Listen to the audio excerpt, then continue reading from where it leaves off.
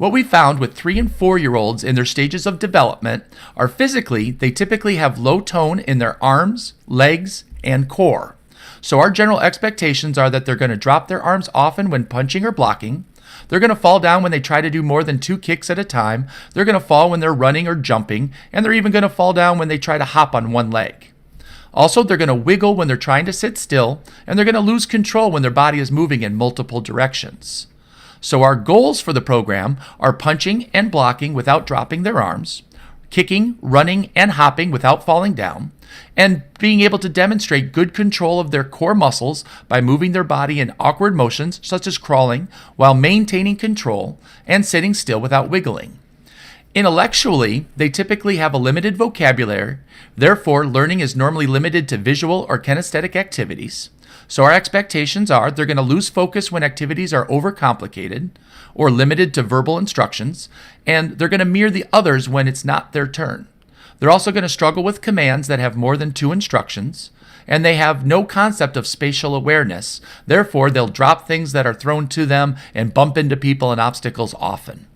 So the goals for our program are going to be able to follow verbal commands with no visual demonstration, perform a variety of commands including multiple commands such as left or right punch and kick, and the ability to demonstrate good spatial awareness by catching objects that are thrown from various directions and distances, and also rolling their bodies and other objects with control. Emotionally, kids at 3 and 4 typically have strong preferences and fears, therefore they'll normally act out of bounds when their emotions get out of control, and they build most of their confidence through fair play. So our expectations at this age are going to be the kids are going to run off the mat when they have anxiety, so if they're nervous or scared. They're going to shut down when something either scares them or doesn't go their way, and they're going to have slow breaks when they're overly excited.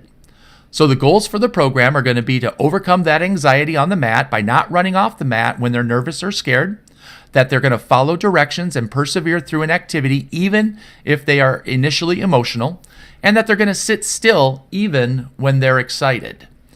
Socially, what we have is typically kids are very self-centered. Also, due to their limited vocabulary, their common form of communication is mainly physical. So expectations for this age group would be mocking each other, such as falling when their classmate falls down, physically touching other people to show excitement, and physically touching people if they're angry.